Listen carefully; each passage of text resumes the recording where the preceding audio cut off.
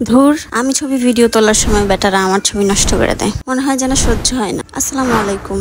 কাশফুলে গিয়েছিলাম, সেই ভিডিওতে আপনাদের সাথে শেয়ারই করা হয় নাই। ভাবলাম ভিডিওটা কেন শুধু শুধু পড়ে থাকবে, আপনাদের সাথে শেয়ারই করে দিই। জান্নাত আমি আম্মু রেডি সেডি হয়ে চলে যাচ্ছি একদম বৃন্দাবন। এটা কাশফুলের শেষ সময় একদম। যাচ্ছি আর ভাবছি যে কাশফুল পাবো কিনা। যাচ্ছিলাম আর দেখছিলাম রাস্তাটা কত বড় করে ফেলেছে। এই পাশেই ছিল থালা রেস্টুরেন্ট, এখন আর নেই, কারণ থালা রেস্টুরেন্টটা ভেঙে তারপরে রাস্তাটা বড় করেছে।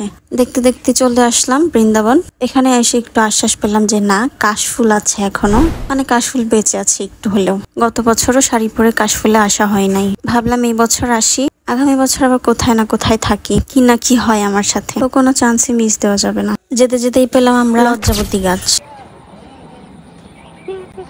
লজ্জাবতী গাছ শুধু লজ্জা পায় আমার মতন।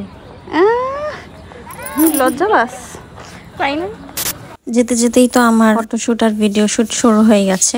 তবে মানুষের জ্বালায় আর ভিডিও কই করতে পারলাম, তেমন ভিডিও করা হয় নাই। এই যে যতটুকু দেখতে পাচ্ছেন এতটুকুই করা হয়েছিল। ছবি বা ভিডিও করতে গেলে আমি কোনো পোজই পাই না খুঁজে। মানুষ কত সুন্দর সুন্দর ছবি তোলে কাশফুলে এসে, আর আমি পোজ আর জায়গা দুইটার একটাও পাই না। আমাদের সাথে ছিল আম্মু, গরম লাগতেছিল তাই ফ্যান ধরে আছে। জান্নাতকে একটু ভিডিও করে দিলাম, ছবি তুলে দিলাম। তারপরে একটা আপুকে মোবাইল ধরে দিছে আমাদেরকে ছবি তুলে দেওয়ার জন্য। ছবি তেমন ভালো আসে নাই, আর এই যে ভিডিও করতে গেছিলাম লোকটা দিল আমার ভিডিও নষ্ট করে। যাই হোক, ব্যাপার না, আমি আবার ভিডিও করে নিছি। আমাদের ভিডিও করতে করতে সন্ধ্যা হয়ে যাচ্ছিল, মানে হয়ে গেছে প্রায়, যেহেতু লেট হয়ে গেছে বের হতে হতে। এই যে আশেপাশে দেখলে বোঝা যাচ্ছে যে এখন সন্ধ্যা হয়ে গেছে, বাসায় যাইতে হবে। আজান দিছে আর আম্মু আছে সাথে, অবশ্যই তো এখন এখানে থাকতে দিবে না। তারপর তড়িঘড়ি করে চলে গেলাম আমাদের সাগুফতার এখানে যে 0 পয়েন্ট আছে, এখানে ভিতরটায় গিয়েছিলাম। গিয়ে দেখলাম যে তেমন কোনো খাবার পছন্দ হয় না। তারপরে বাহিরে চলে গিয়েছি। বাহিরে গিয়ে ওই যে যমজ ভাই দুইজন আছে যে, তাদের দোকানে চলে গেছি। এই যে নাম হচ্ছে ওভেন স্পট। এখানের খাবারের রিভিউ আমি আগেও শেয়ার করেছি। এখানকার পিৎজা আমার কাছে অনেক ইউনিক লাগে। বাই দ্য ওয়ে, ভিতরে মোজো পাওয়া যায় না, তো আমরা বাহিরে গিয়ে মোজো নিয়ে আসছি, মানে কোনো ড্রিঙ্কই হবে না। খাবারের অর্ডার দেওয়া হয়ে গিয়েছিল, আমরা পিৎজা অর্ডার দিয়েছি। আর এটা হচ্ছে পুরোটাই পিৎজার দোকানই আর কি। দুই ভাই থাকে এই দোকানটার মধ্যে, আর আরেকটা ভাইয়াও থাকে। অনেকক্ষণ ওয়েট করছিলাম, দেখলাম খাবারই আসে না। অপেক্ষা করতে করতে মনে হচ্ছিল বুড়া হয়ে যাব। ফাইনালি চলে আসছে আমাদের খাবার, আর ওদের পিৎজা এত এত মজা লাগে আমার কাছে। আপনারা যারা সাগুফতার আশেপাশে থাকেন তারা কিন্তু মাস্ট আসবেন এখানে, মানে পিৎজা খাইতে হলে অবশ্যই এখানে আসবেন। অনেক অনেক মজা হয়।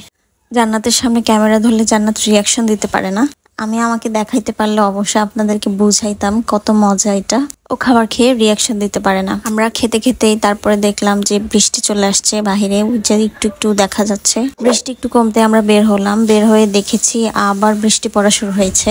আর এই যে দোকানটা বাহির থেকে দেখাই দিচ্ছি, এটা কিন্তু পুরোটাই উড ফায়ারে বেকিং হয়। বাহিরে এসে দেখেন আমি ঝালমুড়ি নেওয়ার জন্য ওয়েট করতেছিলাম রাস্তায় দাঁড়ায় দাঁড়ায়। এই যে পুরো ভিজে গেছি, সাথে জান্নাত আম্মু দুজনেই ভিজে গেছে। তবুও ভেবেছিলাম সেদিন ঝালমুড়ি না নিয়ে আমি বাসায় যাব না। অটোতে উঠতেই দেখলাম এখানে পুরো জ্যাম লেগে আছে। আর এই যে দেখেন আমার অবস্থা, ভিজে টিজে একাকার, আর আশেপাশে একদম জ্যাম। যেই মুড়িটা নিয়ে উঠছি সেটাও তো খাইতে হবে না, সেটা খাচ্ছিলাম, ভিজতেছিলাম আর খাচ্ছিলাম। এই যে দেখেন জান্নাত পুরো ভিজে গেছে। মুড়িটা মজা ছিল। এই যে আম্মু আমি জান্নাত মিলে মুড়ি খাচ্ছি আর জ্যামে বসে আছি। সেদিন এমন একটা অবস্থা হয়েছিল, না পারছিলাম সামনে যেতে, না পারছিলাম পিছনে যেতে, মানে অটো রিক্সাটা নিয়ে। প্রায় 10 মিনিট পরে এদিকের জ্যামটা ছাড়ে, তখনও বৃষ্টি পড়েই যাচ্ছে।